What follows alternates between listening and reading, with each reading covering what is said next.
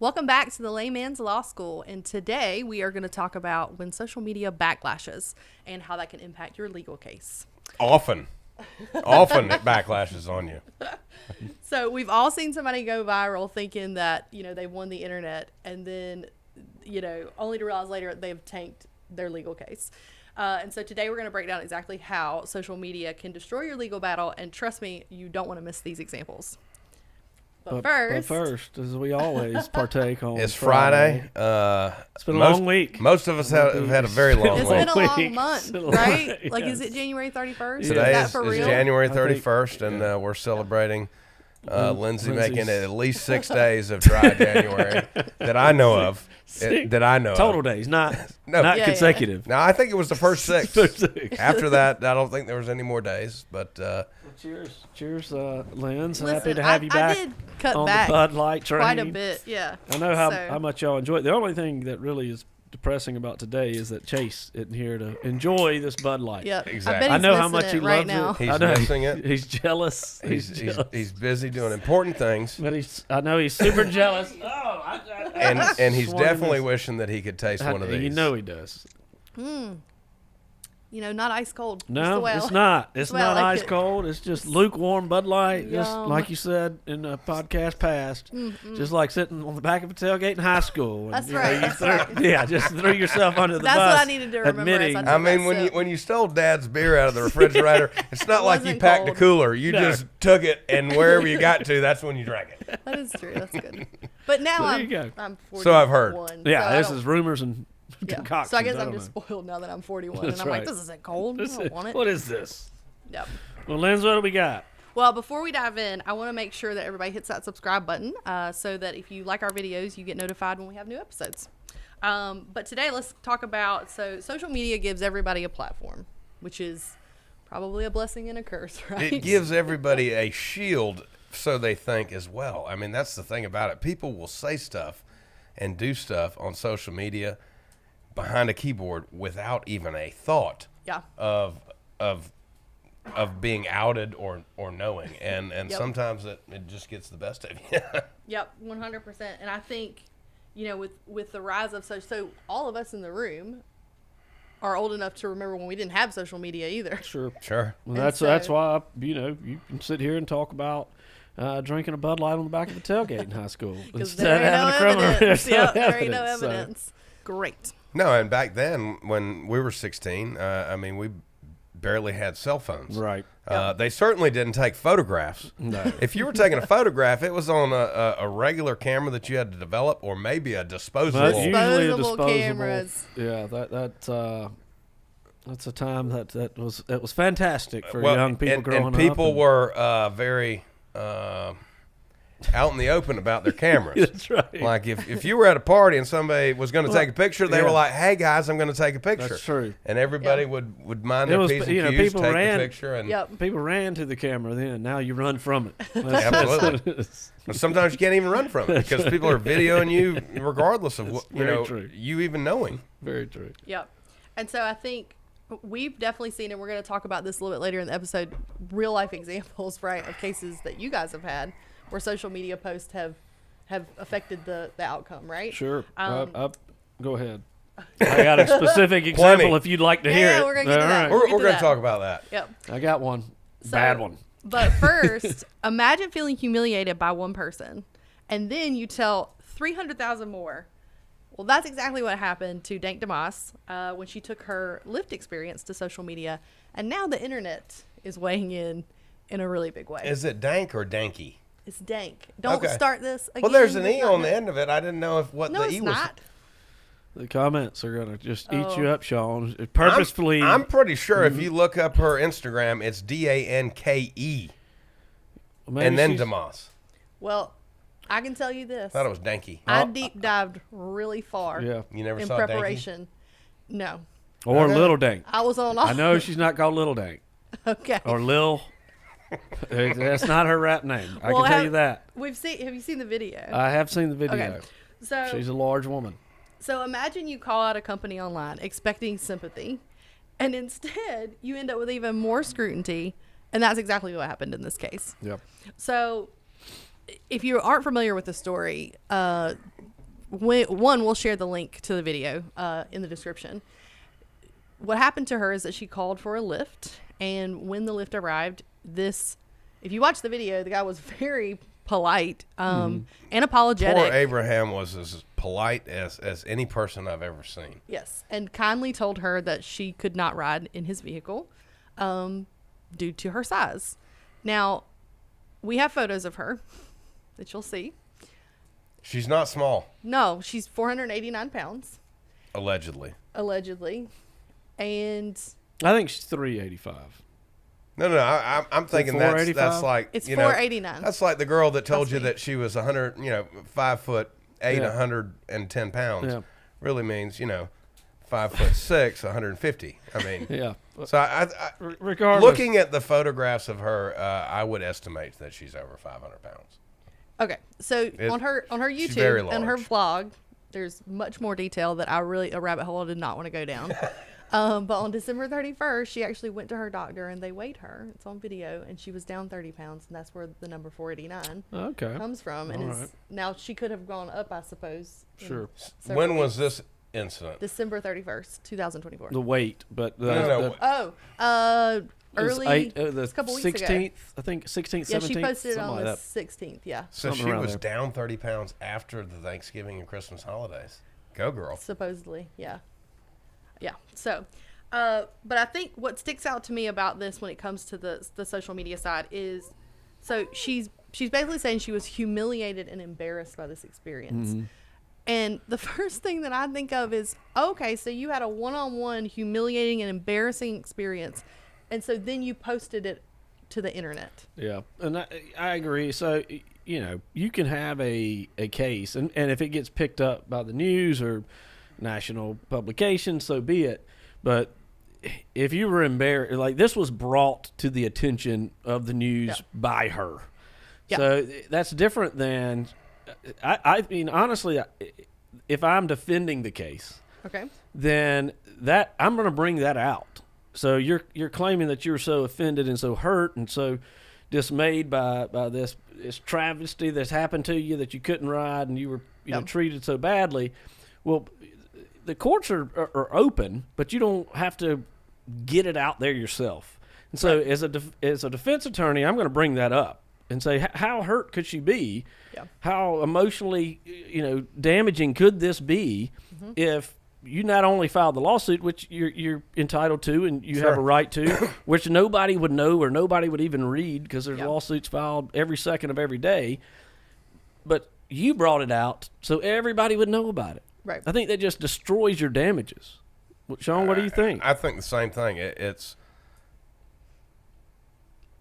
even if we looked at this under Michigan law, that's a good distinction, and found that the elements were present for a discrimination claim, where in Michigan, weight is actually a protected class. Right. And I think it's fair to say, it's the only state and protected class.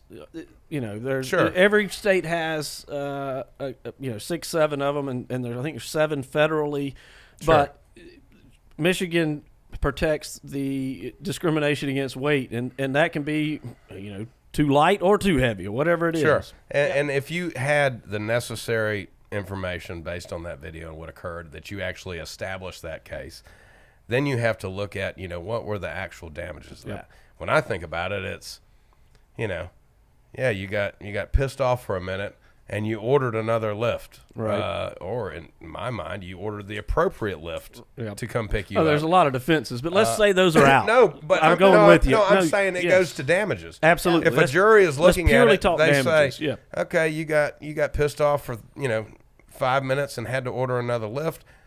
All this stuff about I've been humiliated across America. It all came from you, right?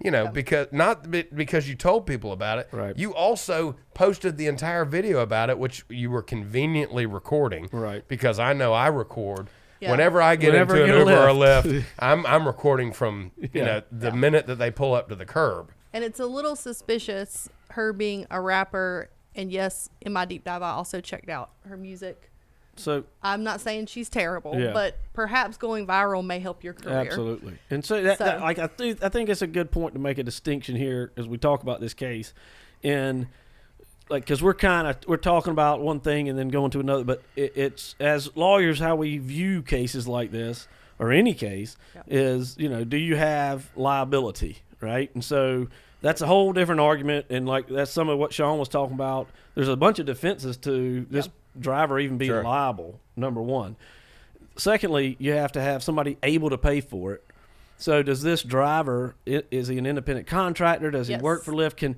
Can they pierce the veil to get to Lyft? Because if you're just suing this guy, odds are he probably doesn't have a lot of money, He probably doesn't have a job anymore, which is awful, totally different, terrible rant. Yeah, that's what I'm saying. There's so many but then the third one, which we were just talking about, is damages. And so damages are, if all those other pieces go together, well, then what is the amount of suffering or pain or whatever it is? And so I think it was Gwyneth Paltrow had a case, and her damages were $1. She was trying to prove that she was innocent of this other thing, but she didn't suffer damages. Yes, she won everything, but she won $1. And that's, to me, there's all kind of defenses of this even being a liable claim, a viable claim. But even if, throw that all out, even if you win, I mean, your damages are zero, or maybe $5 for the ride. I don't get it. Yeah. What, she didn't have to pay for it. He refunded her money as well. I just don't get it. So on top of that, though, like if her case goes to trial, the thing is that one, the video is still up on her Instagram page. Right. There's also a picture the same night that she posted where it's like, even after this happened to me, like, I'm still going to see y'all at the red after party or whatever it was. So she still went to the party. Yeah. And she seemed to be in good. She wasn't too humiliated or embarrassed to post later on. Yeah. And and she's continued to post. She had a new video yesterday that she uploaded on YouTube. Yeah. And guess what? Unfortunately, and I feel for her in this, every comment is very, I mean, if she was felt hurt and embarrassed before, I don't even know how she could still be posting. I would have shut all my social media channels down. These people are brutal on the internet. Well, you talk about, kind of the opening of the show a little bit, and we were talking about, the internet and how it changes. Yep. You're in marketing, you know marketing better than anybody. The old expression was, any news is good news. Is that still, what is your opinion on that? Now, see, this isn't just the lawyer show. No, and I'm going to share, I'm actually going to share a quick little story about the power of the internet because you bring that up. A former client, some people probably don't know who listen to this, but I used to work for a marketing agency before I worked for the law firm. And one of our clients, it was an event that was going on. It was a fair, actually. And they had a person posted on social media that their significant other had almost fallen out of the ride, like the ride had malfunctioned. And there's no amount of PR prep or response because as soon as it was brought to our attention, because they didn't tag anybody from the fair, right? So we didn't know until somebody saw it and goes, oh my gosh, have you seen this? Right. By the time we saw it, it had been shared, I think, 10,000 times. 10,000. Right. By the time it was over, okay, not even over, right? I say over, but it's probably still out there. It's still out there, right? Yeah. But by the end of the week of the fair, it had been shared 100,000 times. Right. There's no coming back from that. And there's no. I mean, what can you do? No. It's out there. You can't stop unless it. you're Taylor Swift. You can't get make that her off take. the You internet. couldn't make the person take their post down, right? Yeah. So that's only Tay. So that's just a small story. You got to take those with a grain of salt, though. I mean, we say assumption of the risk. Yeah. You're getting on a ride that was on a tractor trailer 2 days ago and put up by, some questionable people with some wrenches. Maybe that's a stereotype. Might be hand tightened. We don't know. No. Well, and that's the thing is it doesn't matter, right? Oh yeah. It doesn't matter because of course they had the ride inspected. They did all the things they were supposed to do after that. It doesn't matter. Yeah. Because the internet has now shared it. Absolutely. And there we go. And so like I do feel bad for this woman. Yep. And I don't feel bad for her that she couldn't get a ride. I don't at all. Yeah. I feel bad for her that I think that this was a complete setup by her. It can't be the first time it's happened to her, right? No, I mean, and it's not a coincidence that this is the only state in the United States that has this as a protected class. That's just not a coincidence. And it's not a coincidence that, she didn't order the bigger vehicle. I drove a Mazda Protege for many years, and it was a little piece of trash car, right? And I'll be the first to admit, I'm a little guy, and it was small for me.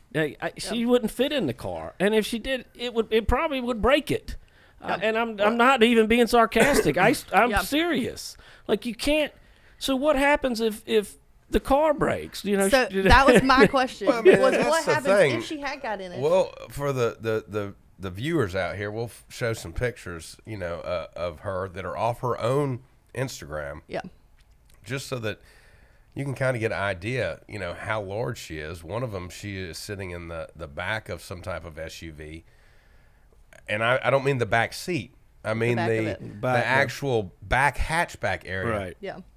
And she almost takes up the entire width of the car. Yeah. So I don't know what type of sedan this guy was in, but it was not a large car. Mercedes-Benz, I believe. Right? It didn't look very large coupe, to me. It was a small coupe. And the guy was very nice. He didn't say anything about her being too big. He said, "My car is too small." Yeah. He gave her a solution. He said, "Hey, I think you should order the XL version." He was still very polite about it. And what's interesting about it too is that she was very nice about it too. Right.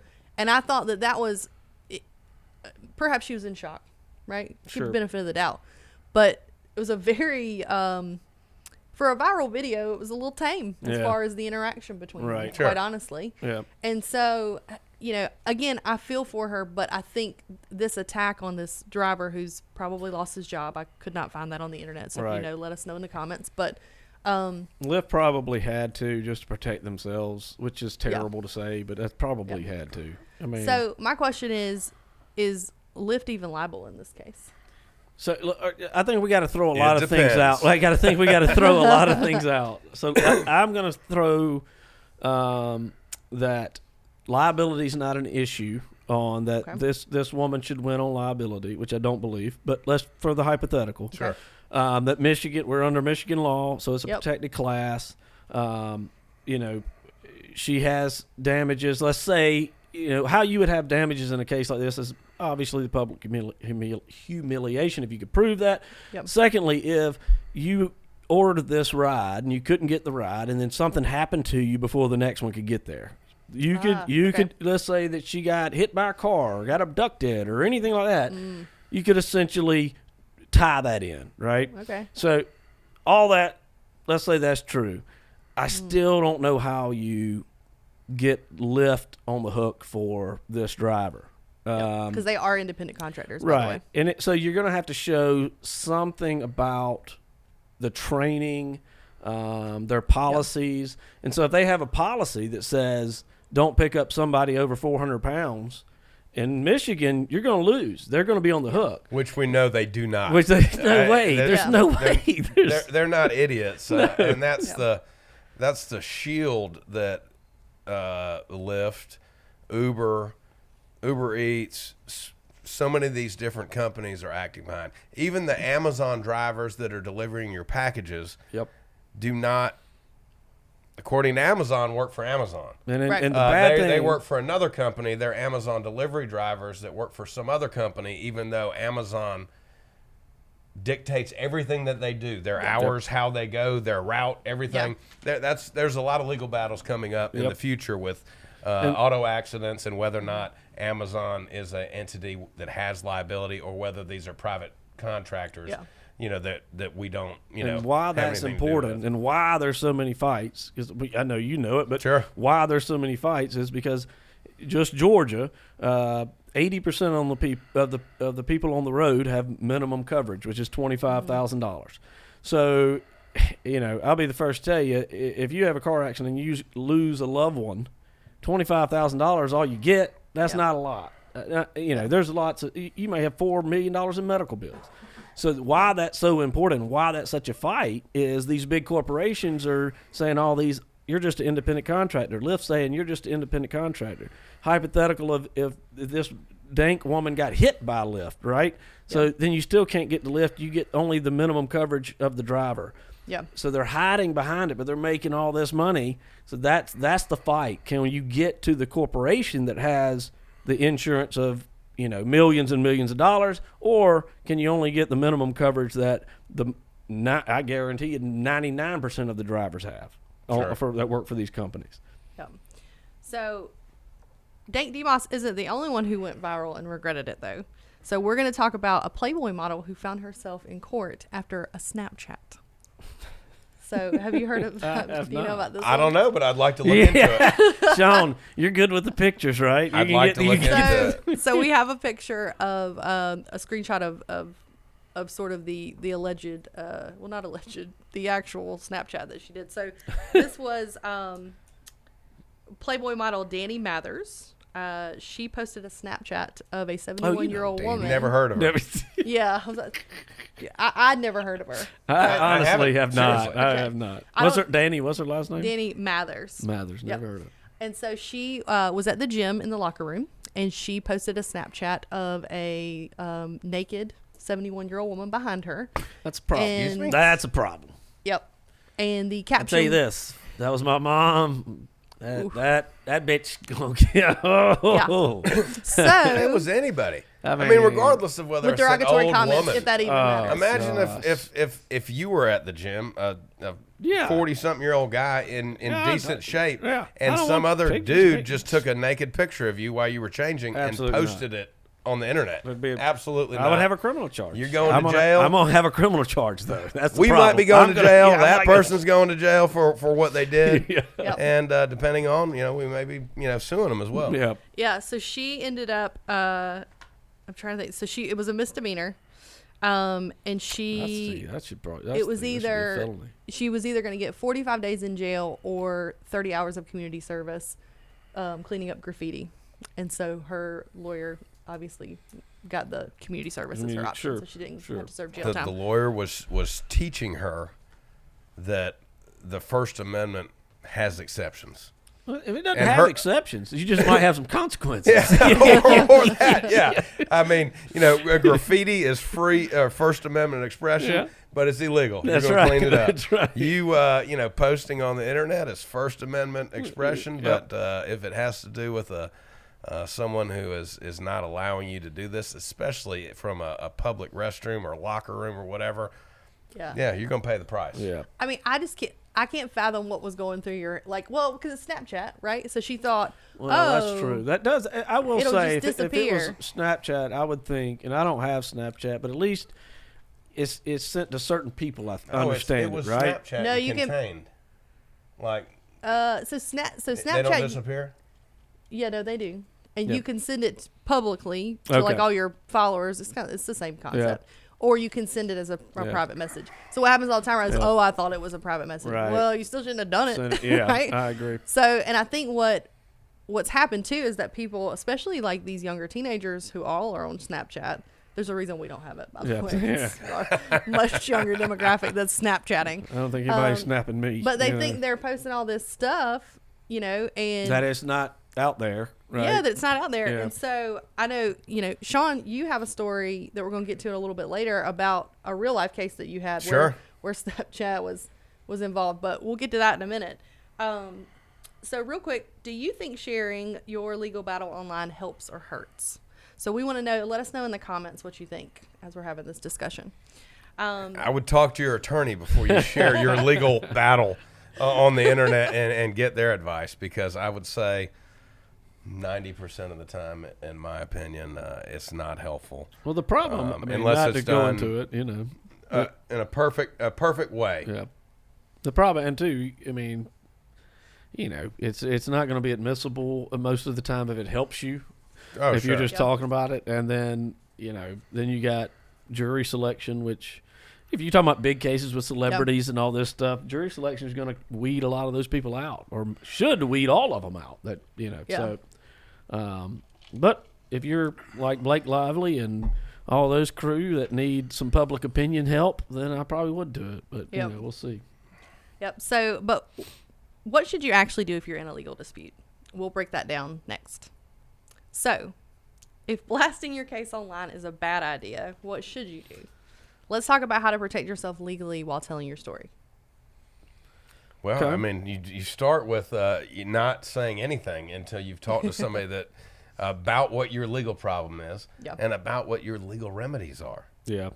And I'm trying to look at this from kind of both sides, the lawyer in me, but I if you're going through something, especially if it's in the public, and that public may be a small town, and it's a divorce or something, and you're getting, bad press, so to speak, but it's basically bad press at the church or something, and you want to get your story out. And I understand that too, but no matter how you look at it, you're talking about a temporary solution for a long-term problem. If you have a bad public opinion, it's going to take some time to fix that. And like you said earlier, sometimes, like with the fair story, it's too late. But you're talking about your liberty with a criminal case. And so you got to just be quiet and get beat up in the public opinion and protect yourself. Because if you don't, the public's going to think you're great, okay, but you're in prison. So, that's really what it comes down to, in my opinion. Oh, yeah. I mean, and there's often the case, like you're saying, that we have to talk to clients, especially when you're dealing with the criminal side of anybody that has any type of a public figure or public image or, not local celebrity, but local politician, somebody who's very, astute in the community type thing that has an accusation against them. And they want to speak the truth to everybody and tell their side of the story. And it's very difficult to rein them in and say, no, the truth and us proving you innocent will occur at the trial unless we convince the prosecutor to dismiss the case altogether before that. Yeah. That's when you will get your truth, that either the case was dismissed because we've convinced the prosecutors of your innocence, or we have at a jury trial, convince the jury either that you are innocent or that, there's just not enough evidence to prove you guilty beyond a reasonable doubt, in this case. And Sean, I know you probably have heard this speech. It was a professor. I can't remember where he's from, but most people see it in law school or it's taught a lot. But essentially was a situation where the professor was explaining how he had a previous client that told them an alibi that was 100% true and actually made him a suspect. And but he wasn't a suspect. Yeah. But he was innocent. But it made him a suspect by just talking to him because he said, like, he told him where, and it had some other things attached to it. But it's a great little TED Talk, I think it was, that they did. But it's same situation. You do that, telling 100% the truth. Sure. There are little things in there that are going to get dissected and cut up, and then you also have laid the groundwork for, you can't come back from that. And if you misspoke, you can't come back from it. They're going to play it over and over and over and over and over again. People have different views on.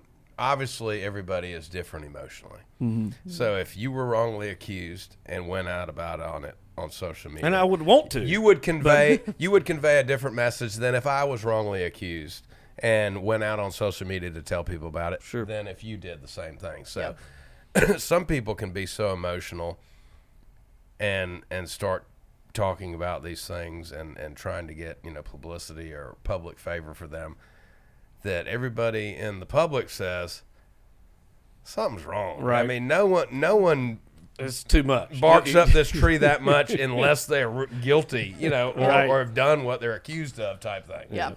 Well, and I think you make a good point. Like, going back to Dank Demoss and the Lyft lawsuit that's going on,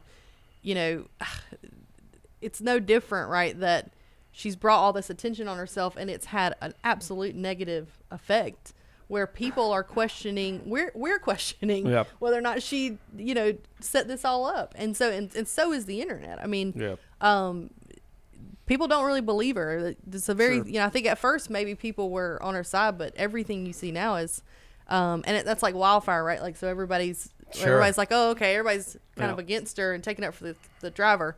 And that's, that's the narrative, and that's what they're going to Well, follow. and later on, in my very, I'm former investigator, lots and lots of experience. In my minimal efforts, I found the what do you call it? The smoking gun. Smoking gun. Yeah. She admitted on her Instagram that she identifies as a fit person. Oh yeah, you have a video. And a smaller person. We have that video. That's true. My body right now, is like my mind don't know that I'm this big. My mind does not know that I'm this big. So I be feeling like I can do everything. So when I walk in the gym, I feel like I'm fit. If I was the defense attorney for poor Abraham in that case, the taxi or the Uber Lyft driver that didn't want her in his car, or the defense attorney for Lyft, that would be one of my first exhibits of, it's just she thinks that she's much smaller than she is, so she was the one mistaken here.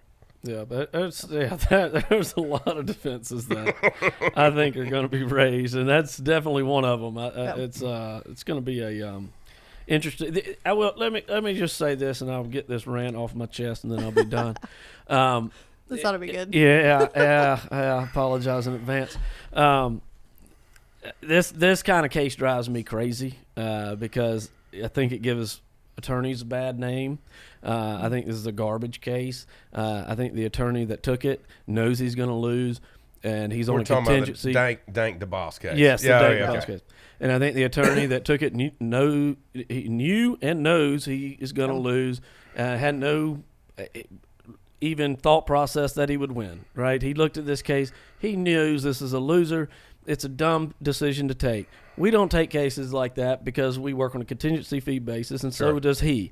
Yeah. How he's getting paid is through the publicity of all this nonsense. Because he also has a podcast, and it's called Cases Gone Wild. Well, wonder what that subject matter is going to be coming up in months to come. Cases Gone Wild may try to shut down Layman's Law School, but I think this is a terrible decision as a lawyer to take this case. And it really makes me mad because it adds fuel to the fire of the misconceptions with the McDonald's coffee case that if people don't know about, please do your research on it. It's not what you think, but it gives that tort reform nonsense this fuel.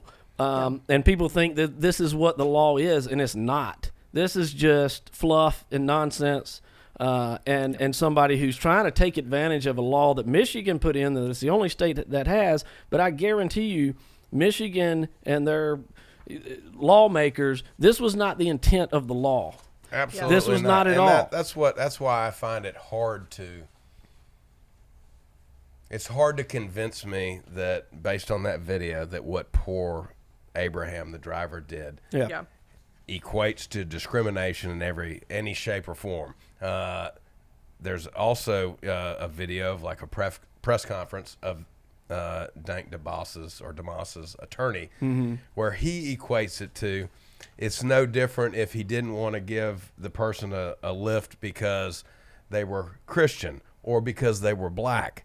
There's a difference there. Absolutely. This weight characteristic that is put into Michigan law as a protected class, it's to protect the woman that is highly qualified, goes into an office for a receptionist job that she could do with her eyes closed, and the boss comes in and is like, you're too fat. I want somebody prettier, and skinnier. That's type exactly thing. right. That's what that is there for. It's not for, hey, you ordered it's math and physics. Small car. It's math and physics. You can't, if you can't fit, it's not discrimination. I'd like to see how she makes it work. Well, I'll tell you this: getting into that vehicle and there is a fastening her seatbelt. There is a Reddit AI enactment, if you will. It's very mean, honestly, but it's mean. It's not mean if it's true. But it makes you wonder.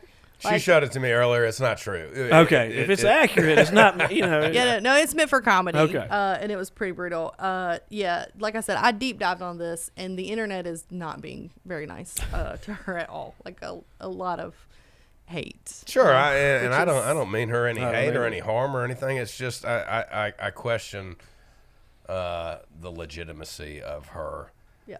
being emotionally harmed or damaged from this interaction with this poor Abraham. Because if And I question to be the honest, motives. how she handled it, right? And I By question posting how it's a bad action in our legal system. Those are the two things. Sure. I don't have any hate to this woman at all, but I don't like when, this is what people get mad about when you talk about frivolous lawsuits. This is, in my mind, is a frivolous lawsuit.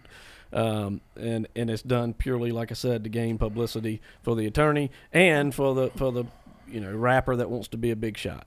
And so that's what aggravates me legally. I mean, when we call her, like, she's called a rapper and an influencer, like, She's not how called, where did you popular see she was called an influencer? on the internet? Ugh. The internet. That's what I mean. The internet. I mean, on the interwebs, of course. Yeah. Yeah. If it's on the interwebs, it's got to be gotta true. be True, true. it's true, yeah. But no, that's what I mean. What I mean, is she famous? I don't know her. She might be famous in Detroit. Okay, so But she's not- no, she's not. She's not like Eminem, Detroit Okay. rapper famous. So, Got one shot. Sorry, yeah. Well, so many. Or 489. Yeah, so many things. Just okay. So do you think? Think deleting a post makes it disappear? Think again, right? Courts love social media evidence, and we've got some examples that we're going to share from like real life cases that you guys have dealt with. I mean, right? I don't know if courts love it because nowadays, I see quite a bit of it, and there's so much of this. Lawyers love it. How about that? Lawyers love it. I don't know about the judges because everything is, oh, well, she put me on Facebook Live, put me on blast on this, and I've got a recording of it, and this is what she posted about coming to my house and, beating me up and stuff like that. But as far as, crucial evidence in cases, people think that I posted that and then I deleted it because I thought better about it. I would say 90% of the stuff you post, if not more, can be retrieved in some form or fashion, whether it's from your actual cellular device or computer that you posted it on, whether it's from, law enforcement or an attorney sending a subpoena to Facebook, Instagram, Snapchat, things like that. I mean, these things are stored. They're stored for a reason. They have law enforcement and lawyer or legal divisions at these companies that all they do is receive and respond to requests, proper legal requests for this information, and they disseminate every bit of it. And it's very particular as far as your location, when you posted it, what device it came from, IP address. I mean, it's just there. So you thinking that you can, send a defamatory, derogatory post or a threatening post or something like that, or a picture, and then thinking that, I deleted it and now a month has gone by, it's got to be gone, is not there. No. It happens. I'll say you mentioned it a little bit to start. You said the courts don't love it. The reason the courts don't love it is because of admissibility problems. Like if a lawyer has it, they're going to go through the steps to make sure it's admissible. But Sean, you're a magistrate judge. Those steps are quite often forgotten by the layman, and they just come in. And so you can't just bring in stuff. You have to show, where it's from and how you got it and all these other things. Sure, it's just very difficult to make a determination when you don't have the background foundation of. I mean, I'm not. Reed knows this. I'm not horribly computer savvy or tech savvy, but I guarantee I'm gonna be kind. I guarantee you, I could make a false. Get on Adobe and make a false looking Facebook post that says it was from Lindsay McCullough. Calling me a butthole or whatever the case, and be like, she did it. It's like, when you don't have the foundation to.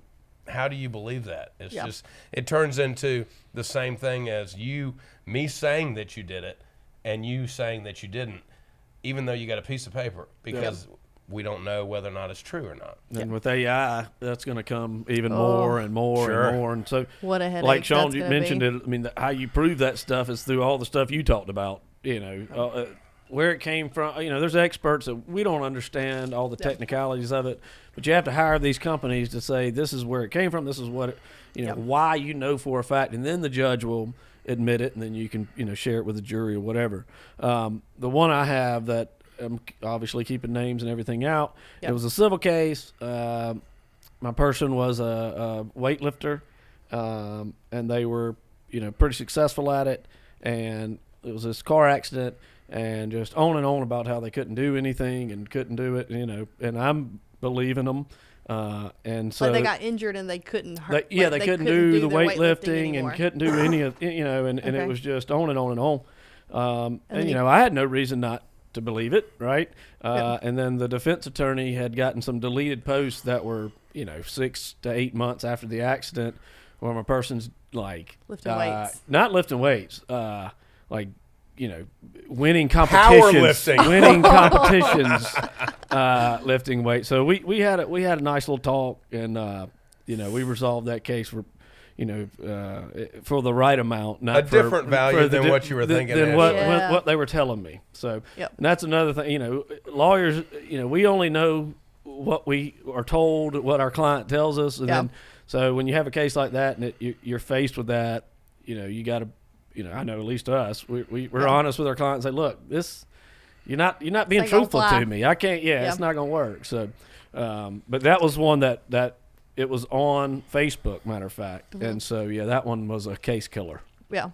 I read about one in my research for this, out of Texas, that a lady was trying to get long-term disability, and it wasn't her Facebook that the defense basically found. It was her husband's that showed them, on all these trips and all this different stuff, and they were like, she doesn't have all these things you're claiming that she has to get long-term disability. That was riding horseback, she's doing all this stuff and it was her husband. She hadn't posted a single thing, and so that just goes to show you, like, oh sure, I mean, it's not just your page. I'll tell you this to counteract that is an agreement too. Is like we've had cases where a family member had posted an older picture. And the defense uses it and says, she's doing great right here. Like, that's 2012, bro. Right, but they're posting it in the time frame that so the defense counsel is going to bring that stuff up too. Yeah. But I mean, obviously you can find a way around that, but it's still a problem. It's always a problem. Yeah. There's many problems with it, and sometimes it's helpful to us. Yeah. Other times it's not. I would say this usually. It's always the negative, and what I mean by that is like if it's useful, it's negative against somebody else. It's never positive for your client. Sure. Do you know what I mean? Like there's never anything that you go, my client put this on Facebook and it worked out great. There's not. I've never had that. I don't. Like if a case actually goes to trial, even though you've already been through depositions and things like that in a civil case, they're going to ask about those things, and even if the response is, yes, I'm doing fine in that photo, but it was in 2012. Yep. It's throwing mud at a window, trying to make that window completely where you can't see through it. That's a good analogy. More things that they ask about that a jury thinks, yeah, she's doing fine right there. And then it's like, oh, that happened in 2012. The jury's like, well, did it really, or is she just explaining that? Yep. And then they come up with something else. Another one. They're trying to pick away, and I mean that's their job because they're advocating on behalf of their client. But / insurance company. When it's a big case, they will investigate to save money. Yep. Because of, like your example, the woman who's claiming lifelong disability and got busted by her husband's Facebook post. Yep. This is an insurance company or an employer or whatever the person who's going to have to pay this is. Yep. A lifetime of disability payments can be in the millions of dollars. So they're going to pull out all am I going to spend $1,500 and have a private investigator do a deep dive on this person's social media contacts and their things? Absolutely. And then they bring us that evidence that shows that she's out there vacationing, playing golf, riding horseback. This can't be true. You've just saved millions of dollars. Yep. So it happens. I mean, there's not going to be normally private investigators sitting outside of people's houses for, claims that are for $12,000 where the Right. person had back pain for 6 to 8 weeks. But when you get up into the serious cases where people are claiming a serious injury, permanent type, exactly. injuries that are going to Yeah. be long lasting with future medical expenses and stuff. I mean, lawyers on that side have an absolute duty Yep. to investigate on behalf of their client, even if it's an insurance company that we hate. They have that duty, and they're going to do it. And sometimes it works out in their favor, and they prove the truth, which, like Reed said, sometimes we don't know. Or you don't. I mean, that's the. I mean, honestly, that's just the truth of the matter. You just sometimes you don't know, but and I've had it go both ways, and I always brag on Jace Ingram. He's attorney here and great defense attorney. And if I bring him something that shows the truth, you know what, he's going to say, "Oh, I was wrong," and that's fine. You move on. But I don't believe that Miss Dank's attorney would do that. Let's put it that way. Can you share your example from earlier we were talking about? Oh, sure. I mean, we find, stuff that's helpful to us, especially when I was doing a lot of criminal defense work. One of the best ones was, a young kid, adult, but very young kid. As you get older, you change those. Yeah. 10 years ago, you'd have been like, "Oh, this is Well, old people dude." think it was like a 12-year-old I know, child. I I mean, like 17, 18-year-old kid. Yeah. That his parents had got him his own apartment and kind of just let him do whatever he wanted to do. Mm-hmm. And our client was an adult who had his own child that was that age and wasn't really behaving, was Right. going out and hanging out with this kid, and went over there without permission, and the dad found out and went over there to get him out. They wouldn't open the door. Finally, they opened the door, and he pushed in, and the whole place smelled like marijuana and everything. Right. Couldn't find anybody inside, but went to the bathroom. They were locked in the bathroom and pushed in the door, yanked his son out. In the process, pushed the other kid out of the way. And that kid, as well as his family, went to proceed, to try Sure. to take out a warrant on the dad's, under the guise of this. Was assault or Assault, battery, cruelty to children, because this is a right. 17-year-old versus a 40-year-old guy.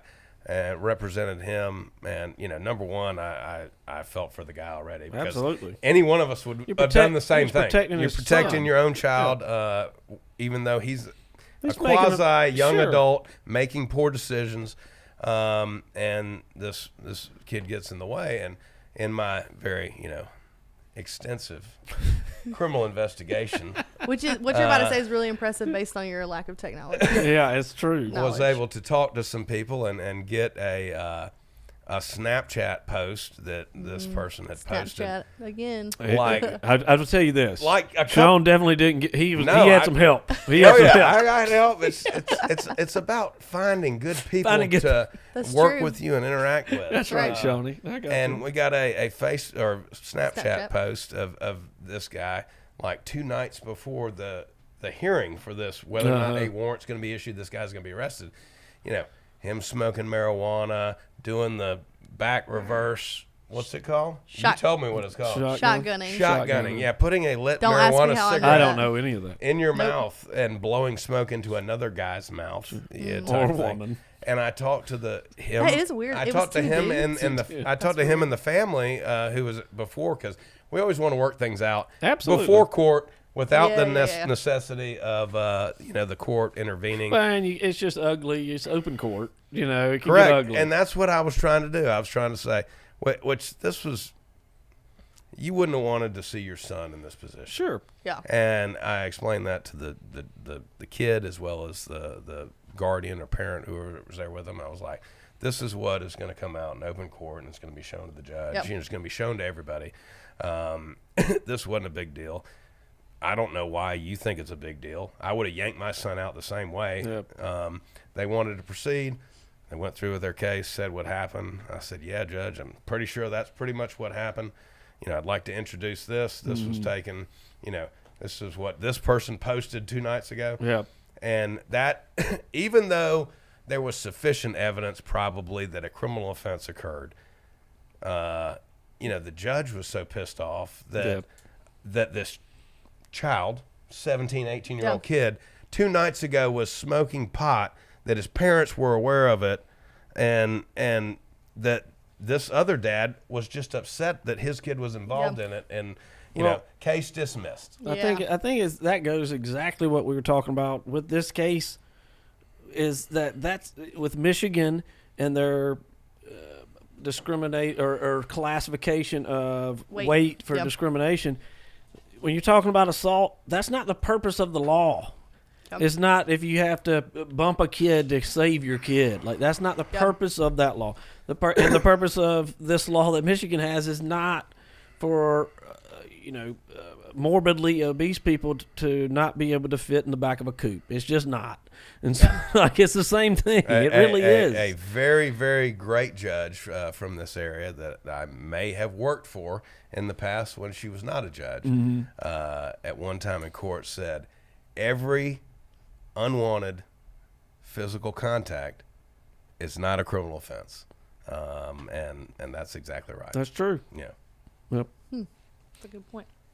Well, I think it's great that we shared some of our own examples, because we can talk about celebrities all day long. And when we could talk about more, most of them are like reads. I gotta keep it. I've got, Sorry, you gotta keep names and stuff out. No, It's absolutely. tough. But you got, people that we get all sorts of videos. We can tell some crazy stuff. We have to say, like Reed said, it's like, I'm not as blunt as Reed. I never tell a client that they're not being honest with me. I just kind of say that, I don't know what you were doing, but this evidence that is going to come in later on, should we proceed forward any further, is going to make it look like you are not telling the truth when you're jumping off of this stage performing a musical rap video or whatever the case may be. It doesn't look like your knees are hurting that bad. Or to protect myself, Sean, you are very blunt, but I will say that I am blunt with my clients. With you guys, right? I'm blunt with my clients and my other, the people that I work with, the clients. Well, I expect my clients to tell me the truth, and when they don't, I let them know that they're lying. And there's client Sean, and then there's real Sean. That's right. That's right. Well, I think to end on to wrap things up, let's just kind of summarize what we're saying here is that, for one thing, the internet and social media could do with being more kind anyway. Absolutely. So I think if there's any lessons to be learned here, it's that, the things that you say online, the things that you post online, it could be used against you in ways that you might not even realize until it happens to you. I would go as far to say. Absolutely. I guess I'll end it with, if you believe in your case, if you have a case, whether it be a criminal case, as a defendant, as a victim, if you have a civil case, whatever it is, if you believe in your case and you want your case to be successful, then you don't need to post anything on social media ever. In anything while that case is ongoing. Now, if you want publicity, have at it, but I don't believe that there's a positive in any of it, because anything that's positive is not going to be admitted. So I don't think it can help you. And so if you believe in your case and you want the case to win and that to be the main focus, then don't put anything on social media. If you want to, have a case but win in the public light, then put it on social media, but you're probably going to lose your case. Yeah. Sure. Yep, I think that's true. So if you missed the full breakdown that we talked about with Dank Demoss case, you can check that out in the video here. Danky. I swear I'm going to look it up. I swear everything I read today about it was Danke, Demoss. But maybe I'm wrong. Maybe I'm just seeing stuff. Well, if you want to see just I wasn't our wearing segment, my readers. I'll tell you, I was not wearing my readers when I was doing this research. If you want to just see our segment about Dank Demoss, you could check out that video. And we're gonna, that's a wrap for us today. Drop your thoughts in the comments.